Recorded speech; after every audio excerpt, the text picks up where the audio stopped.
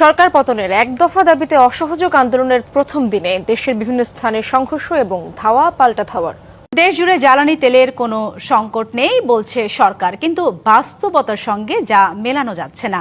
চাহিদা অনুযায়ী জ্বালানি না পেয়ে অনেকেই ক্ষুব্ধ। চিন্তা করেন, একটা সিলিন্ডারে যদি 475 টাকা বাড়ে, তার মানে আমি এই টাকা দিয়ে 7 কেজি 8 কেজি চাল কিনতে পারি। আসলে রাষ্ট্র আমাদের উপর জুলুম করতেছে, কারণ আমরা সীমিত আয়ের মানুষ। বিদ্যুৎ সংকট ও গ্যাসের দাম বৃদ্ধির কারণে বিএনপির নিজের কর্মীরাই সরকার পতনের ডাক দিয়েছে। সরকার আসার মাত্র 1.5 মাসেই বাংলাদেশ ভয়াবহ সংকটে। মাত্র 1.5 মাস, 13 ফেব্রুয়ারি তারেক রহমান সরকার ক্ষমতায় এসেছেন। মাত্র 50 দিন। এই 50 দিনে বাংলাদেশের সাধারণ মানুষের জীবন পরিণত হয়েছে এক দুঃস্বপ্নে। দাম বাড়ছে, বিদ্যুৎ যাচ্ছে, আর সবচেয়ে ভয়ঙ্কর বিষয়, যারা এই সরকারকে ভোট দিয়ে জিতিয়েছে সেই বিএনপির সাধারণ কর্মীরাই এখন রাস্তায় না। প্রথমে আসুন দেখি কি কি হয়েছে এই 45 দিনে। এপ্রিল মাসে এলপিজি গ্যাসের দাম 1 লাফে বেড়েছে 387 টাকা। 12 কেজি এলপিজির দাম 1 লাফে 387 টাকা বাড়িয়েছে Bangladesh energy regulatory commission. 12 KG cylinder, যেটা মার্চে ছিল 1341 টাকা, এপ্রিল থেকে হয়েছে 1728 টাকা। একটা পরিবার মাসে গড়ে 2টো সিলিন্ডার ব্যবহার করে, তার মানে মাসে 774 টাকা বেশি খরচ, বছরে 9288 টাকা বেশি। একজন রিকশা চালক দিনে 500 টাকা আয় করেন, তার মানে প্রায় 18 দিনের আয় শুধু গ্যাসের বাড়তি দামেই চলে গেল। শুধু এলপিজি নয়, অটো গ্যাসের দাম বেড়েছে প্রতি লিটারে 18 টাকা। মার্চে যেটা ছিল 62 টাকা, এপ্রিল থেকে হয়েছে 80 টাকা। যারা অটোরিকশা চালান তাদের জ্বালানি খরচ বেড়েছে 30%-এরও বেশি। তারা কিভাবে সংসার চালাবেন? আর বিদ্যুৎ, এখানেই আসল বিপর্যয়। মার্চ মাসেই প্রধানমন্ত্রী তারেক রহমান নিজে বিদ্যুৎ সাশ্রয়ের আহ্বান জানিয়েছেন। নিজের অফিসের অর্ধেক লাইট বন্ধ করে দিয়েছেন, এয়ার কন্ডিশনার কমিয়ে দিয়েছেন। প্রধানমন্ত্রী যখন নিজের অফিসে বিদ্যুৎ সাশ্রয় করেন তখন বুঝতে হবে সংকট কতটা গভীর। 29 মার্চ প্রধানমন্ত্রী আকস্মিক বিদ্যুৎ মন্ত্রণালয় পরিদর্শন করেছেন। কেন? কারণ সংকট নিয়ন্ত্রণের বাইরে চলে যাচ্ছে। টেলিকম অপারেটররা 2রা এপ্রিল জরুরি আহ্বান জানিয়েছে তাদের টাওয়ারগুলোতে অগ্রাধিকার ভিত্তিতে বিদ্যুৎ ও জ্বালানি সরবরাহ দিতে হবে, কারণ বিদ্যুৎ সংকটের কারণে মোবাইল নেটওয়ার্ক বিচ্ছিন্ন হওয়ার আশঙ্কা তৈরি হয়েছে। সারা দেশের 18.5 কোটি মানুষের যোগাযোগ ব্যবস্থা হুমকির মুখে। আর মে মাসে কি হবে?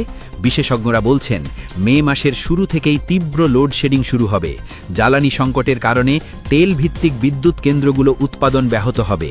গ্রীষ্মের প্রচণ্ড দাবদাহে যখন বিদ্যুতের চাহিদা সর্বোচ্চ থাকবে, ঠিক তখনই 1 থেকে 2000 মেগাওয়াট লোডশেডিং হতে পারে। প্রথম কথা, জ্বালানির কোনো সংকট বর্তমানে বাংলাদেশে নেই। এখন প্রশ্ন হলো, এটা কি হঠাৎ করে হয়েছে? না, এটা পরিকল্পিত ব্যর্থতা। কারণ মাত্র কয়েক মাস আগে পর্যন্ত এই সমস্যা ছিল না। মোহাম্মদ ইউনূসের অন্তর্বর্তী সরকারের সময় 2024 সালের আগস্ট থেকে 2026 সালের ফেব্রুয়ারি পর্যন্ত এলপিজি গ্যাসের দাম স্থিতিশীল ছিল। মার্চ মাসে যখন সর্বশেষ দাম নির্ধারণ হয়েছিল তখন দাম অপরিবর্তিত রাখা হয়েছিল 1341 টাকাতেই। বিদ্যুৎ সংকট ছিল সহনীয় পর্যায়ে। বিদ্যুৎ উপদেষ্টা ফাউজুল কবির খান 2025 সালের এপ্রিলে বলেছিলেন লোডশেডিং সহনীয় পর্যায়ে থাকবে। কিন্তু তারেক রহমান সরকার আসার পর মাত্র 1.5 মাসে সব উল্টে গেল। কেন? সরকার বলছে তারা পুরনো বকেয়া পেয়েছে, বলছে আগের সরকার সমস্যা রেখে গেছে। কিন্তু এই যুক্তি কি জনগণ মানবে? অন্তর্বর্তী সরকার 2024 সালের অক্টোবর থেকে 2025 সালের জুলাই পর্যন্ত বকেয়া বিল দিয়ে গেছে। বিল কমে 3 মাসে নেমে এসেছিল। তাহলে এখন হঠাৎ এত সংকট কেন? আসল সত্য হলো, এই সরকারের কোনো পরিকল্পনা নেই। তারা মনে করেছিল ভোট জিতলেই সব ঠিক হয়ে যাবে, কিন্তু ক্ষমতায় এসে তারা বুঝতে পারছে না কি করবে। বিদ্যুৎ মন্ত্রী নিজেই বলছেন গ্যাসের অভাব আছে, জ্বালানির ঘাটতি আছে, বকেয়া আছে, সব মিলে একটা জটিল পরিস্থিতি। এই তো সরকারের অবস্থা। জটিল পরিস্থিতি স্বীকার করছেন, কিন্তু সমাধান কি? কোনো সমাধান নেই। আর জনগণ, তারা কি করছে? তারা হিসাব করছে, প্রতিদিন হিসাব করছে গ্যাস কিনতে কত বেশি টাকা লাগছে, বিদ্যুৎ না থাকায় কত ব্যবসা মার খাচ্ছে। আর তারা তুলনা করছে, মনে করছে আরে ইউনূস সাহেবের সময় তো এমন ছিল না, তখন তো গ্যাসের দাম বাড়েনি, তখন তো বিদ্যুৎ পেতাম, তাহলে এখন কি হলো? আর এখানেই বিপদ, কারণ যারা এই তুলনা করছে তারা শুধু আওয়ামী লীগের সমর্থক নয়, তারা বিএনপির নিজের কর্মীও, যারা রাস্তায় রাস্তায় ঘুরে ভোট এনেছে, যারা মিছিল করেছে, যারা মিটিং করেছে, সেই কর্মীরাও এখন ভুগছে। তাদের ঘরে গ্যাস কিনতেও 400 টাকা বেশি লাগছে, তাদের দোকানেও বিদ্যুৎ যাচ্ছে, তারাও ক্ষতিগ্রস্ত। আর এই কর্মীরা কি চুপ করে বসে থাকবে? থাকবে না, কারণ তারা বিএনপির কর্মী, তারা জানে কিভাবে রাস্তায় নামতে হয়, তারা জানে কিভাবে প্রতিবাদ করতে হয়। তারা আওয়ামী লীগের বিরুদ্ধে রাস্তায় নেমেছিল। এখন যদি তাদের নিজের সরকার তাদের সমস্যার সমাধান না করে, তাহলে তারা কি করবে? তারা চুপ করে সহ্য করবে? সূত্র জানাচ্ছে দলের ভেতরে অসন্তোষ তৈরি হচ্ছে। তৃণমূল পর্যায়ের কর্মীরা প্রশ্ন তুলছে, তারা বলছে আমরা কেন ভোট দিলাম এর জন্য। তারা বলছে ইউনূস সাহেবের সময় ভালো ছিল না। এই কথাগুলো যখন বিএনপির নিজের কর্মীদের মুখ থেকে বেরোচ্ছে, তখন বুঝতে হবে সংকট কতটা গভীর। আর 11 দলীয় জোট, সেখানেও টানাপোড়েন শুরু হয়েছে। জামায়াত ইতোমধ্যে জুলাই সনদ নিয়ে চাপ দিচ্ছে, তারা বলছে প্রতিশ্রুতি রাখতে হবে। আর এখন যদি দাম বৃদ্ধি আর বিদ্যুৎ সংকট যুক্ত হয়, তাহলে জামায়াতের তৃণমূল কর্মীরাও একই প্রশ্ন তুলবে। তারাও বলবে আমরা কেন এই সরকারকে সমর্থন করব। এখন দেখুন পরিস্থিতি কত ভয়াবহ। একদিকে সাধারণ জনগণ অসন্তুষ্ট, অন্যদিকে বিএনপির নিজের কর্মীরা অসন্তুষ্ট, আর একদিকে জোটের অংশীদাররা অসন্তুষ্ট। 4 দিক থেকে চাপ। আর সরকারের কি সমাধান? কোনো সমাধান নেই। শুধু বলা হচ্ছে আগের সরকার খারাপ ছিল, আমরা পরিস্থিতি সামলাচ্ছি। কিন্তু জনগণ তো ফলাফল দেখতে চায়। আগের সরকার কেমন ছিল সেটা তারা জানে, কিন্তু এখনকার সরকার কেমন সেটা তারা নিজের জীবনে অনুভব করছে।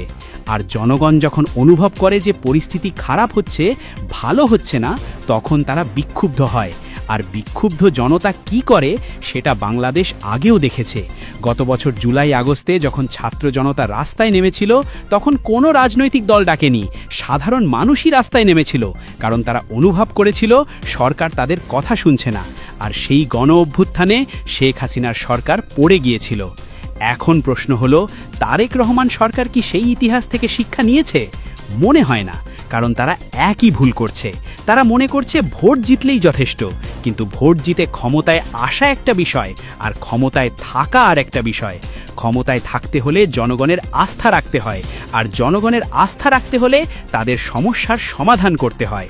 নইলে সেই জনগণই যারা ভোট দিয়ে জিতিয়েছে, তারাই রাস্তায় নেমে সরকার উৎখাত করতে পারে। আর এখানে মনে রাখতে হবে, বাংলাদেশের জনগণ খুব দ্রুত শিক্ষা নেয়। তারা এখন জানে কিভাবে সরকার পরিবর্তন করতে হয়। তারা জুলাইয়ে দেখিয়েছে, তারা চাইলে আবারও দেখাতে পারে। আর এবার পরিস্থিতি আরও বিপজ্জনক, কারণ এবার শুধু বিরোধী দল নয়, সরকারের নিজের কর্মীরাও অসন্তুষ্ট। আর মে মাস আসছে, গরম বাড়বে, বিদ্যুৎ চাহিদা বাড়বে, কিন্তু সরবরাহ কমবে। তখন কি হবে? যখন মানুষ ঘন্টার পর ঘন্টা বিদ্যুৎ ছাড়া থাকবে, গরমে হাঁসফাঁস করবে, তখন তাদের ধৈর্য কতক্ষণ টিকবে? আর যখন তারা মনে করবে যে ইউনূস সরকারের সময় তো এমন হতো না, তখন তাদের রাগ কোথায় যাবে? সেই রাগ রাস্তায় আসবে। আর সরকার কি করছে? সরকার বলছে জনগণ সাশ্রয় করুক। প্রধানমন্ত্রী নিজে লাইট কমিয়েছেন, কিন্তু এটা কি সমাধান? মানুষ তো সাশ্রয় করতে পারে না যখন গরমে বাঁচার জন্য পাখা চালাতে হয়। মানুষ তো সাশ্রয় করতে পারে না যখন ব্যবসা চালাতে হয়। তারেক রহমান সরকারের হাতে সময় আছে, কিন্তু খুব বেশি নয়। তাদের এখনই পদক্ষেপ নিতে হবে। গ্যাসের দাম কমাতে হবে, বিদ্যুৎ সংকট সমাধান করতে হবে, জনগণের আস্থা ফেরাতে হবে। নইলে যে জনগণ ভোট দিয়ে জিতিয়েছে, সেই জনগণই মাঠে নেমে সরকার উৎখাত করবে। এটা ভবিষ্যৎবাণী নয়, এটা বাস্তবতা। কারণ বাংলাদেশের জনগণ আর কারো দাস নয়। তারা জানে কিভাবে নিজেদের অধিকার আদায় করতে হয়, আর তারা চাইলে যে কোনো সরকার পরিবর্তন করতে পারে। জুলাইয়ে দেখিয়েছে, চাইলে আবার